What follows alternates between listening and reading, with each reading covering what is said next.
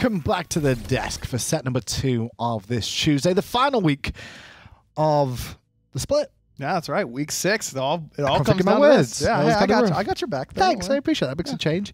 Battle of the bottom is what we're about to see here. SK versus Mouse. These two teams have struggled throughout the season to try and find some synergy, some teamwork to really communicate their team and try and get to the top 4, which are very tough in Europe. It just feels like both these teams are lacking in identity in one way or another. For Mouse, their identity is pretty set. They like to play weird stuff, and that's just kind of what they go for. But for SK, they've struggled to find how they want to play the game and what picks they want to go for. I think prioritizing Faeles has worked out for them. Faeles and Lawbster have stood out. Funballer has had a couple great picks as well. So I think that SK is on the upturn. I'm excited to see what they can do here against Mouse. Well, let's see what happens, because you mentioned Lawbster there as well, and Lawbster going to be the focal point of the Mixer Cam today, so you're going to get to see Lawbster's playthrough throughout the entirety of this set. But let's have a look at how SK have done so far this split.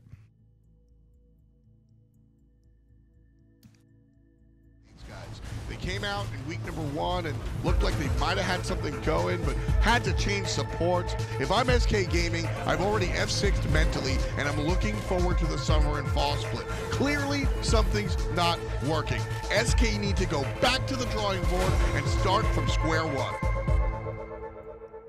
And there you have it. Tom's opinion there, I think, was pretty accurate too. They mentally maybe just look forward to the next split. But this game in particular, even though like they may have checked out for how the split's gone, you don't want to lose to the other team down there with you. No, you don't want to say that, you know, you want to be able to say, hey, at least we were 5th. Right, we weren't the 6th place team, exactly. And so this is going to be an important match for morale purposes, I think, for these teams. And again, for me, it comes back to Faeles and Lawbster and how well those two are going to do. I'm excited to see what they're going to prioritize, because SK has been prioritizing the Janus. Teams have been consistently banning that away. I wonder if Mouse is going to give it to him. I don't think so. And I mentioned earlier, Lawbster will be the focal point of today. He's not had the best of seasons so far, but he's not had the worst of seasons. Still at 1.1 KDA, which means he's at least going 1 for 1 when he dies. Exactly, and on a team that's in 5th/6th place, that's usually better than you can really expect a lot of the time in the mid lane. The games that SK has looked good and has won have been around Lawbster, really primarily. Faeles as well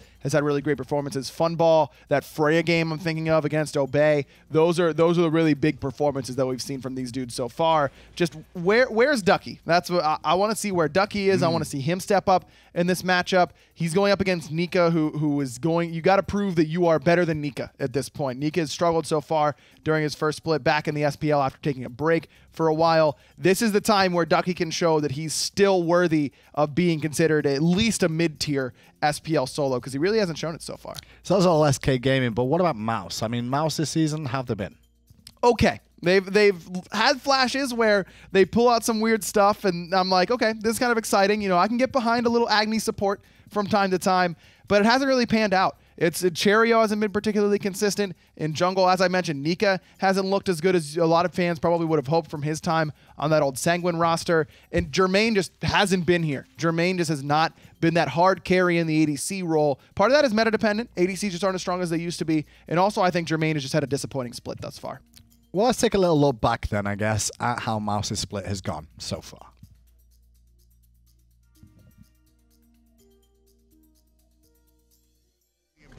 Jermain has turned up in the past couple of weeks, and because of that, his team has looked a little bit better. Still struggling to find the wins. This team is the ultimate spoiler. They can win, will they? I don't know. We'll see if anybody falls into the mousetrap. Ultimate spoiler. I guess that's one way of putting about Mouse overall. Yeah, you could do it. I liked that mousetrap. That was nice. The mousetrap. Yeah, if anyone falls into the mousetrap. Well, we'll see who falls into it today. Will SK fall into it is the real question. BigManTingz will be the focal point for that team today.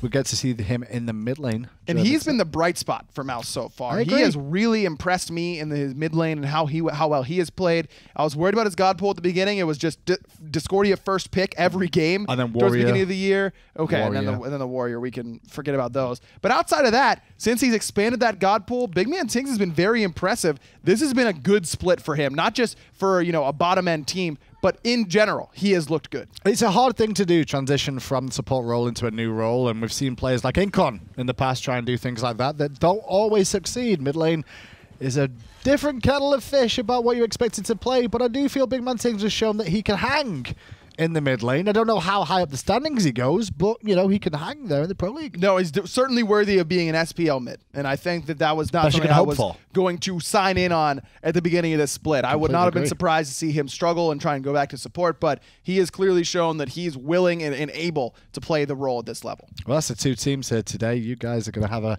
exciting one on your hands too to see how this works on. Let's go into picks and bans and see how this one breaks down and what kind of shenanigans Mousesports decide to bring us today. I'm sure there's going to be something. Because, I hope not. I mean, they have defaulted back towards a little bit more normal recently. And I would like to point out, I think it did better for them. I completely agree with you. Dardez has been playing Guardians, which, you know, I'm sure much to his chagrin, but it's worked out for them thus far. Nemesis taken out first of all, followed by Terror, two of the top pick, top bans that we've seen a little bit more often.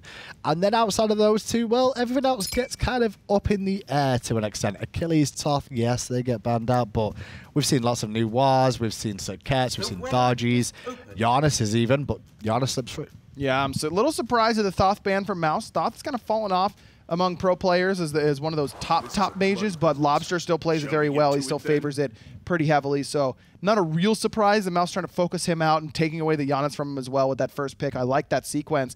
Maybe a little bit early here for the Susano. Susano, I think, is very, very good, but don't know if you need it in this exact spot this early on for Faeles. Yeah, it's not one that we see Cherryo on too much either, so I'm not too worried about that. Unless, I mean, Dardez. I mean, I guess you've always got to take into account Dardez will play whatever. It has is left CC, up to. so Dardez would try and play it support. I mean, I've seen a lot of stuff he's played that doesn't have that much CC either. Exactly, that's what I mean. If it has any sort of CC, it's immediately bumped up the list. Yeah.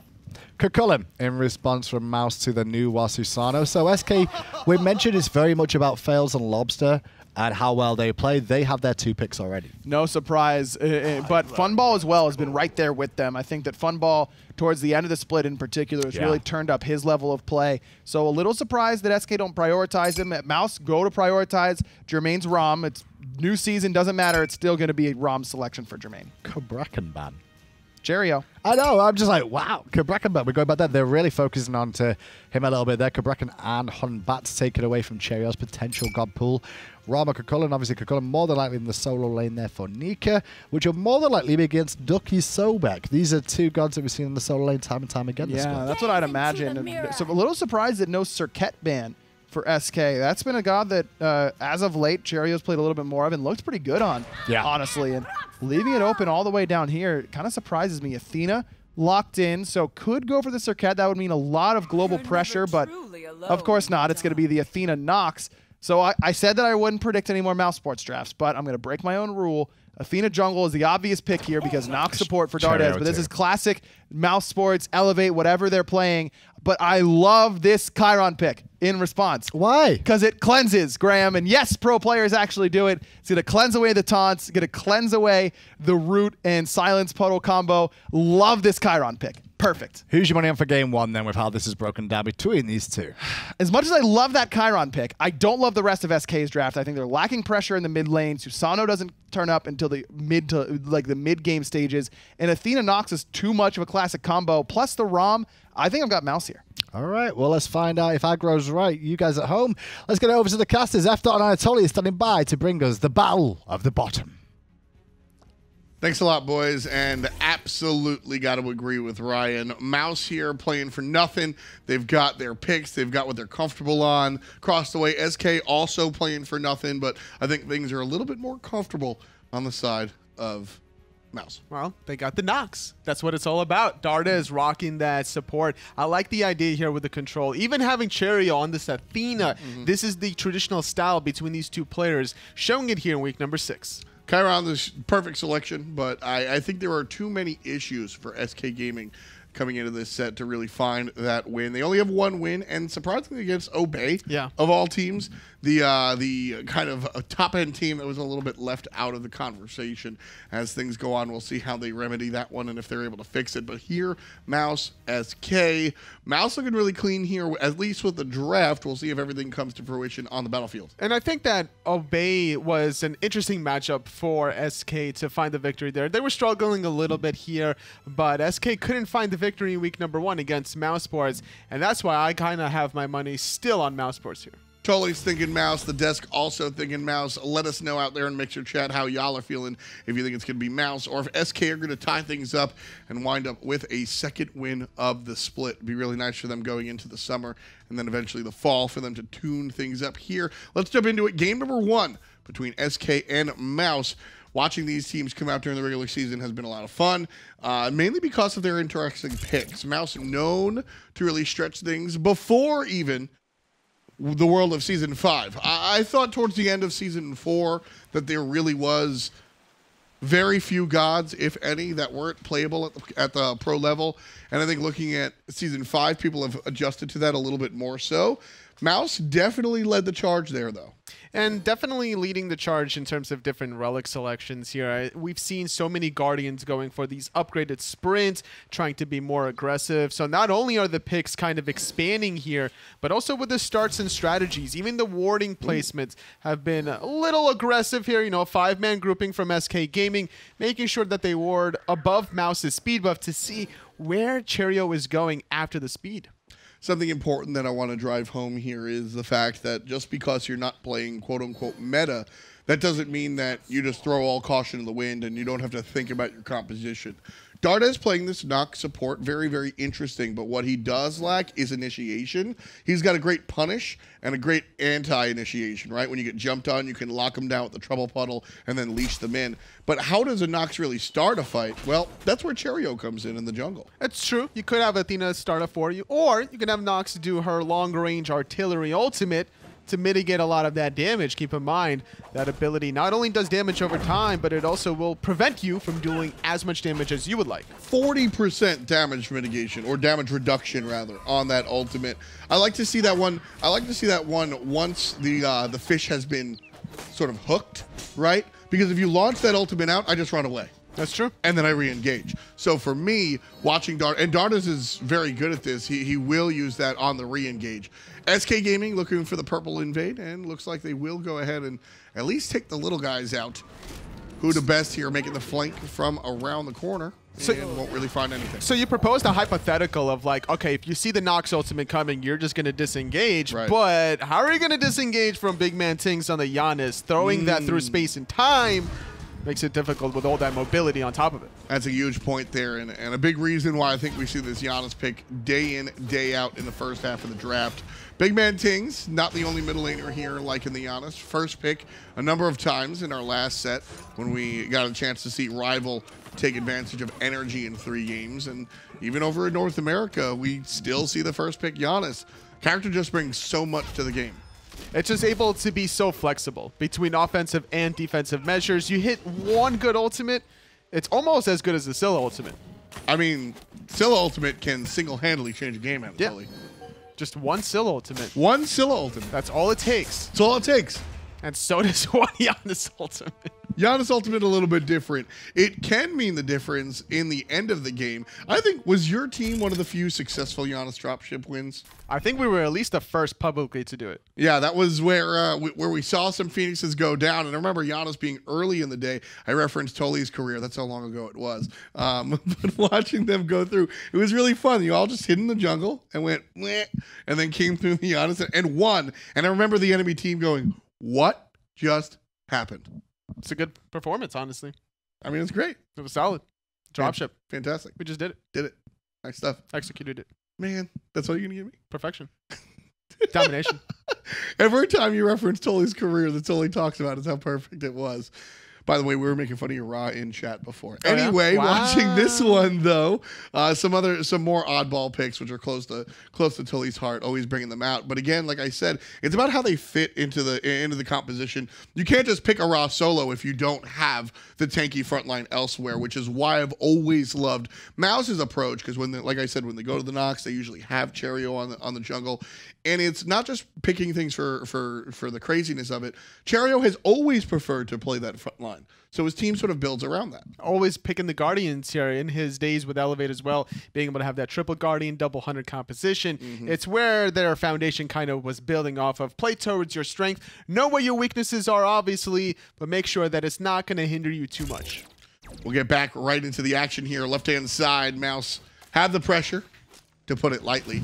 WhoDaBest just barely hanging on to a little bit of HP over there on the left side, so he'll be pushed up. Mouse seem to have pressure in all lanes but the middle lane, and that's no surprise. WhoDaBest and the Chiron now trying to get aggressive here. Sprint popped for both teams defensively for Mouse.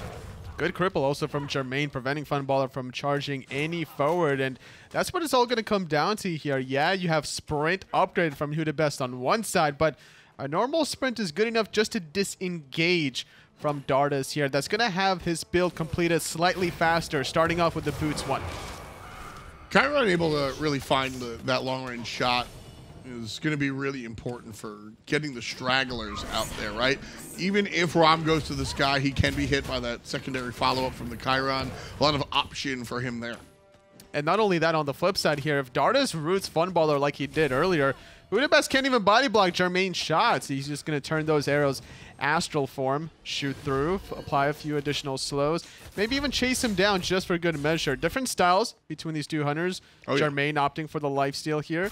Funballer going for that Transcendence with 10% cooldown reduction. I mean, these are perhaps the most intense representations of the sides of their class. Jermain, I mean, he's got his first ability makes his basic attacks more basic attack, right? And his second ability makes them go faster. His third ability is movement, but guess what? Also has a fancy basic attack, and then his ultimate is an ability. But all three of his regular abilities are looking for those in-hands. That's right. That's why we're going to see Jermain probably go into an Icavile lifesteal sooner rather than later, maybe even late game crit, considering how fast those arrows are going to fly. Whereas Funballer, he's going to go for more ability base after Transcendence. He's going to offer the Crusher here, making sure that his combo is going to be at maximum efficiency. Maybe even some cooldown reduction as well beyond the Transcendence. Is a character that not only do his abilities hit really hard and scale really well, 60% plus on most of these abilities, also his ability damage on the ultimate is going to be really, really big because of the fact that it's what makes him survive. If he gets a kill in his ultimate and he's dead, he'll actually sort of revive, think more like Kali. And perhaps most importantly, the pustules. It's a disgusting word, but a fantastic passive. Basically, anybody near him, the lowest health target, is just going to get healed when he uses his ability. So the more he casts, the more he heals. And it reminds me sort of as like a Sylvanas heal, where very rarely is that heal game-changing in the middle of a team fight, but it's really important to get that little last bit of tick or even the turnaround after you disengage. Especially with the self-sustaining here from Ducky, from WhoDaBest, once he stance switches. That's going to persevere the team fights here for SK Gaming the longer and longer they go. Mousesports is more kind of a all-in composition, I would say, here between Cherryo and Dardez, trying to find the initiations. It's going to be very important for Nika to really get in the backline and disrupt them. And with the additional portals from BMT, I don't think that SK Gaming have many options to escape. Well, for right now, these teams aren't even needing those options to escape because ain't nobody fighting. And I don't think that is a surprise. SK Gaming don't have an early game composition. I think they are middle of the pack. They're looking to fight around 10 to 15 minutes, whereas Mousesports are both middle and late game. I think you can really start making moves with that Athena jungle combined with the Janus damage around that 10 to 15 mark, but really they want to get through the middle game and then find late game with Jermain, I think. Ducky just using his ultimate there for mana purposes and for the easy clear. Will pluck Nika under the tower, but getting a little bit of a shield on the transformation basically tickles him at that point. And the more you spam the ultimate from Ducky, the better it is to stay in the laning phase. Maybe not even having to invest the teleport use if you really wanted to, considering that Nika also has that he will, and they'll just trade it out here at the 6.5 minute mark. No concern, 15 all prots because that warrior blessing all finished up, so nice and easy. Very tanky early on. Talking about the changes from starting items to blessings over here, specifically this warrior blessing, these characters are a lot tankier, a lot sooner than they used to be. And it's not even about the protections that it gives you, honestly, or the damage reduction similar to Mark of the Vanguard of Season 4. It's about the health return that I you love get. that. 40 health every 10 seconds. You're looking at a very good option of sustaining. Yeah, it's really... Well, I like it for two reasons. One, it's obviously a great item as a player, but as a viewer, I spectate just as much as I play, if not more these days, obviously, as a caster. It forces people to fight in that solo lane. And also keep in mind that this is 40% as effective as a health potion here, if you think about it. If you're able to consistently get it off every 10 seconds, you're gaining 40 health in that 10 seconds, whereas a health potion would give you 100 health. Mystical Mail also procs that, which is really fun. That's a noob trick. If you're like me and you can't internalize that timer, just buy Mystical Mail and it will always trigger. That's one of my favorite interactions there. No Mystical Mail in this game, and I don't really expect it. It's a very pricey item that comes out occasionally, usually when teams looking for a lot of physical prots. SK Gaming grouping up as 4 here totally. I don't think they want the Gold Fury. That would kind of be a stretch, but they're certainly interested in the vision around said objective. And getting it for 1 minute now. 4 members stand strong from SK Gaming being able to secure that one. Like you mentioned, not wanting to fight around objectives quite yet. Both of these team compositions are more team fight centric than anything else. How are you going to kill an Athena jungle, honestly, right? Like, she has Defender of Olympus, BigManTingz with the portals as well. Your best bet is to ward around the dual lane Gold Fury side and wait for Dardez to kind of be slipping around somewhere. At the same time, Mousesports, their dual lane has looked really strong, so I'm not sure. Can we... Oh my goodness, these teams, I thought they were identical as far as gold was concerned for a second. I think we're separated by like 20 gold or so? Yeah, pretty much. There's not really much to talk about in terms of the gold department. Experience slightly in the favor of one player if we look at the experience per minute. Yeah, no, like I said, I mean, I only brought it up because I thought it was the exact same amount of gold, which it's a crazy, crazy world if that were to be the case. Cherryo back in the base here. Going to start up. I wonder what his second item is going to be. You can see he was building in that Void Stone, but it's going to be the Stone of Binding. So this gives all of his teammates 10 penetration, whenever he finds somebody with crowd control. This is a near perfect item, I think, for hybrid Guardians like Cherryo on the Athena. I like it a lot on hybrid characters like Solo Ymir as well. We've seen it come out last week, most notably on support player Aurora, kept buying the second purchase. It's very easy to confirm. It's very cheap, cost effective. You already got Blink on your Athena jungle. You're not missing your taunts anytime soon, whereas if you dash taunt is very telegraphed, and that's why Cherryo opted for such an offensive relic to start things off. Nika gonna get plucked away here in the solo lane. Dual lane, they're kind of thinking about making a rotation here as Cherryo is bouncing between the dual lane and the mid lane. Somebody's gonna have to be really slipping to find a pick here. Mousesports support looks like he's building into a less defensive option. I like that choice, but Mousesports as a team going to look over to the left-hand side. There's the taunt. Pop, pop. Damage combined. Cherryo gets the kill. All players from Mouse here on the left-hand lane, and here comes SK with the rotation. Funball doing less damage thanks to the ultimate from Dardez. So his ultimate will just tickle. Ducky also making the teleport here in the dual lane. Meanwhile, it's going to be Nika free farming in that solo lane. Not sure if he'll necessarily get that tower, but with the big brute, it's very likely, actually. That's the dream scenario right there for Mouse, where they cause a fight and you force the teleport from the solo lane after you've already disengaged. This is what every solo laner dreams of, Toli. I mean, on a scale of 1 to 10, how happy is Nika right now? He's about a 7 because his teammates didn't get the Gold Fury. It feels good, man. You solo laners always have a complaint. I mean, like, if I could survive a 1v2, get a double kill, and my teammates decided on the other side while we get a Gold Fury, then you're looking at about a 9. Yeah. What does it take for a solo laner to be a 10 on the happiness scale? I mean, you just solo the Titan by yourself. Okay. I mean, yeah, sure. I think everybody wants... That's the true solo experience. Actually, yeah. You know what? I'll give that to you. Most of the time, solo laners are sitting at around a 4. Yeah. Hurts a little. Hurts a little on the doctor scale. Mousesports so far. Very, very close game. They do have first blood, but that's literally it.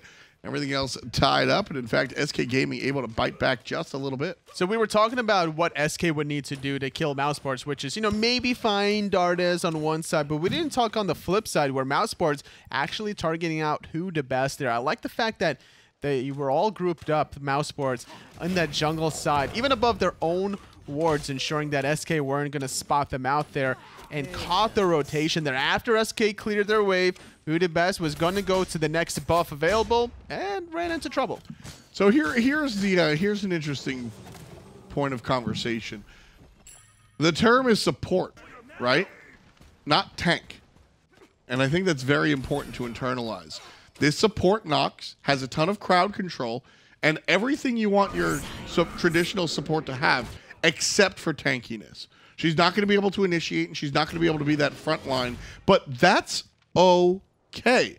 The Pythagoras piece here is very utilitarian, and she has that Athena in the jungle to really be that tank. So here we have a non-tank support really pulling out the stops, going for the aura items as well. The true definition of support is how effective you are at keeping your carries alive, and I think that honestly Dardez will do a great job with that. Can I amend that? Keeping your carries alive and putting them in position to find kills. Sure. Yeah. Between the control that she provides with the root, the damage reduction against enemies, making it more difficult to find kills, she creates so much of a space buffer to allow her teammates to just keep pushing forward. Yeah, she is I'm a player that, you know, outside of the world of Smite, outside of MOBAs, I like RPGs, and I really love those non-tank supports. I love playing things like bards where they're more about, you know, buffs and auras and stuff like that, and that's what we see out of Dardez when he plays this Nox, which is why it has such a close place in my heart, because you don't have to be that tank, especially when you have a player like Cherryo who's fantastic at playing those tanky characters. Embrace, you know, what it is that makes you different, and Mouse here is not different for different sake, which is the most important point to drive home. They just understand what they're good at, and they walk around it because they play to their strengths here. Nice little pull here coming from Faeles there through space and time, being used defensively. Leaves Cherryo left alone. But he's going to be walking away. Dodges, gets stunned out, however, still has a dash. I mean, swag. Just I don't know about that swag points. Yeah, I don't know about that one. Walking back into the portal there, he's lucky. No one else from SK Gaming were waiting around that corner. But Defender of Olympus onto Dardez. Ooh, tried to get the combo there. The combo being the silence puddle, the leash from Dardez, and then collapse onto him with the ultimate from Cherryo. Not going to happen quite just yet. But I think what we saw right there is Cherryo picks up his sovereignty. It is, well, now you're dealing with that tank jungle. And the tank is in a different position than you're used to. And just that little change can really throw players off. Talking to Deathwalker a couple of weeks ago, he said one of the more important points about playing oddball picks here. What's up, in trouble. He has no beads. Cherryo still has blink. This is about to be a hard engage in middle. All right, Cherryo's still here. See if Chulain's right. He got hit. He gets hit, so he can't blink. Damn. I think you were onto something. He's gonna go for it. Yeah, you can see he's hanging out over here in the jungle. There's the blink. There's the double taunt. The silence. The damage from the Janus. Pop, pop. Lawbster. Oh, Dardez misses. He misses the giant shot. Ouch. Oh, man. I mean, the play was there. It was entirely set up. That was just like an ordinary play that you cannot fail at this level of play. Yeah, no. I mean, I always say that this is a hard game at the core of it. And when you're playing at this level, misses happen, especially when you consider how well that these guys have, how good they are at juking. And not only that. But totally, that one, I think that's egregious. I don't think you can miss that. The Aegis did buy Lawbster enough time, but I'm pretty sure that Cherryo used his Athena dash during the Aegis. He could have held on to that for a little bit longer as well. So it wasn't just the miss coming from Dardez. It was the impatience from Cherryo after getting such a great initiation by forcing the beads, the secondary round, by trying to force out the Aegis here, and then dropping the kill. Well, Dardez going to get plucked one more time and taken care of by Faeles. Kill number 2 for SK Gaming. Cherryo makes the rotation with the ultimate, but it's going to be a little bit too late. 4-on-3. There's the pluck, follows the dash. Nika in trouble, but actually he's the one providing damage. Beautiful root coming out from Lawbster. No surprise there, but the middle laner is going to get returned on. Ram to the sky. One shot's good. The third shot will confirm if it had hit, but it misses. 2 kills for SK Gaming. 1 kill for Mousesports. Finding Dardez slipping there. All right, new ultimate coming through. Just spotting out the vision there, and nobody was really super low to the point where that would have found an execute. Maybe they were worried about an objective.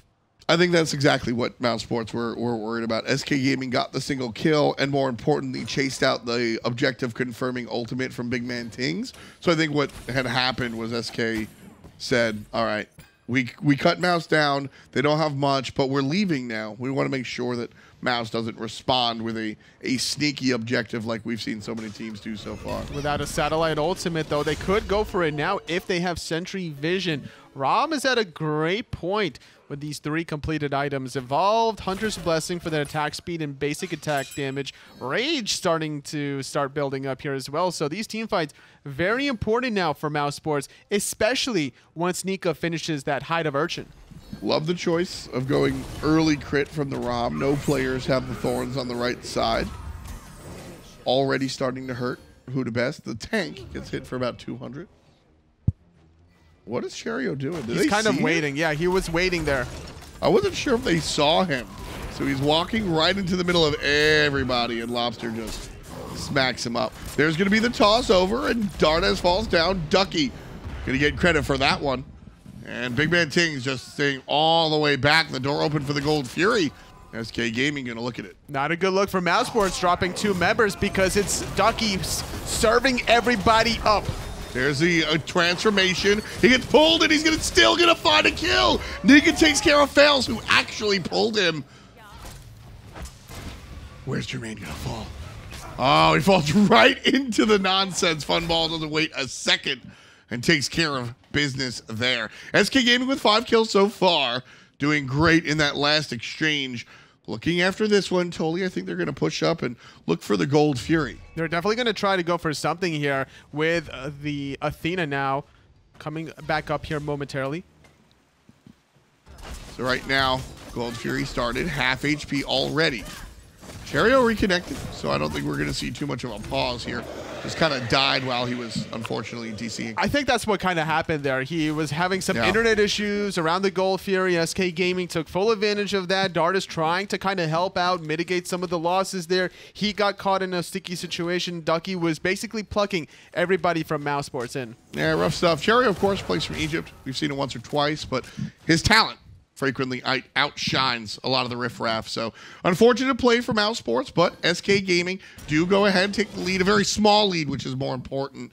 These 2,000 gold leads that we've seen teams really get to and jump on have been so easily retaken throughout the league. Especially here at 20 minutes. I'm not even concerned that SK Gaming have this kind of a small lead. If this lead would happen in 8 minutes, then I'd be like, all right, SK Gaming are onto something. They can definitely start rolling with it. They can start maybe grouping up as 5. Ooh.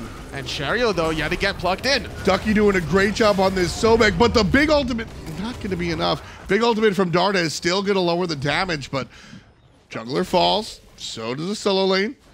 Ooh, ultimate from BigManTingz, but too little, too late. That through space and time needs to be used defensively to allow the escape from Cherryo, or at least a portal. Like, maybe you don't have the cooldowns necessarily at all given moments, but at least be in position to throw out that portal defensively. And that's why a lot of Januses will look for that Chronos Pendant to ensure that there'll never be a point in time where they don't have the ultimate. I've really liked BigManTingz playing mid because I felt like he had that utility mindset. Oh, BigManTingz gonna go.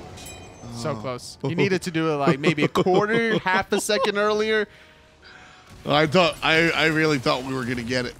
Could have definitely did it, and that would have been really good for Jermain as he's split pushing the duo lane, trying to still keep his team in the game, securing his 500 gold in the pocket for Mousesports. And listen, Mousesports, we've talked about their composition and how much I just like Dardez as a player. I think I really, really, really and truly love Dardez, Cherryo, and how they play the game, how they approach the game, how they think about the game.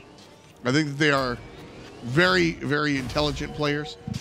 But at the end of the day, Tully, you know what the difference maker for me is? You know what makes me never lose faith in this Mouse roster for this particular game? What? Jermain's playing Rama. Let's go to. Any game that Jermain has the Hindu Hunter, I think that his team has a shot to win.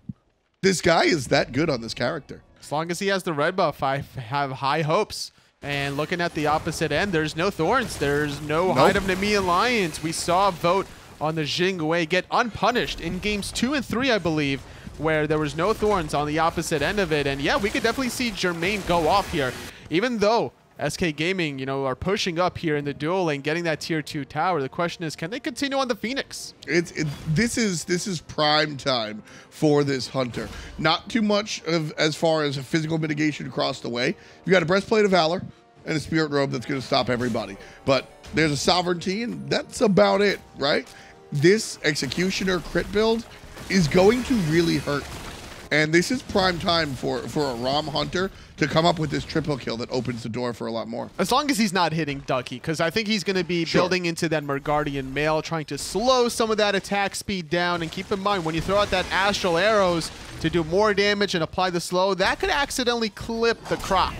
And certainly true. Here's the initiation coming out from Ducky, and Dardez will fall down very, very, very quickly.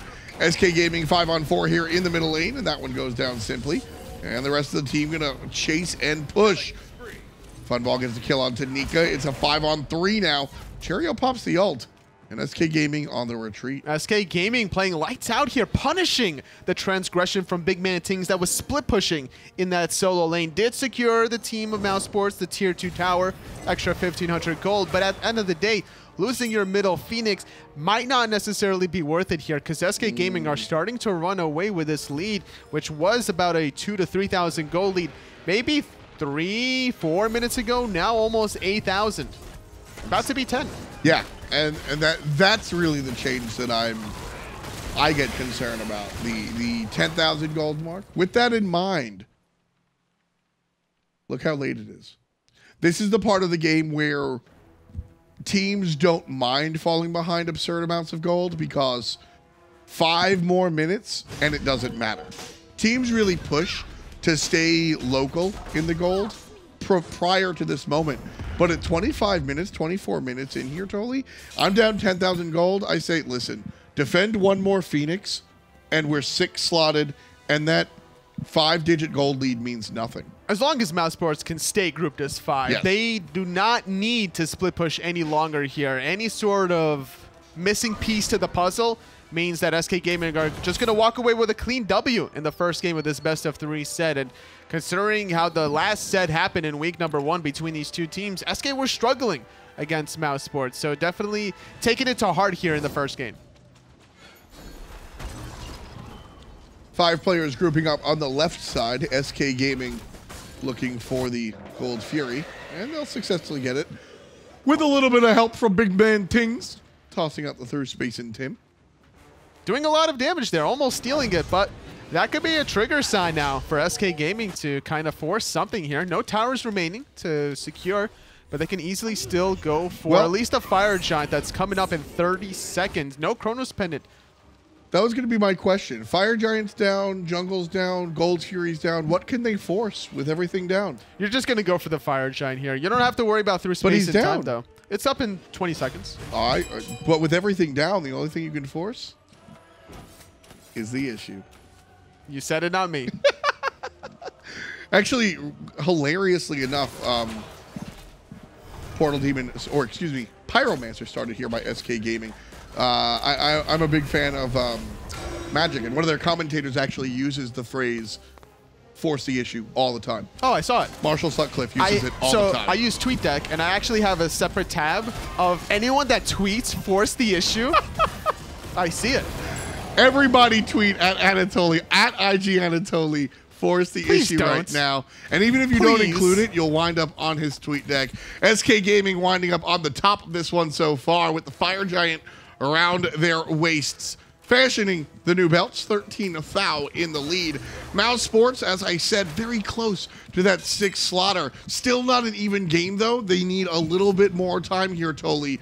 I think they can defend, but it's going to be really rough. I don't think they're going to have the time to build up here. It's SK Gaming looking mighty strong here with the enhanced Fire Giant around their waist. But BigManTingz with a big ultimate that goes right through the team fight, and it'll shove SK off of the front steps. Dardez with a nice little silence puddle, and that'll stop, again, SK a little bit.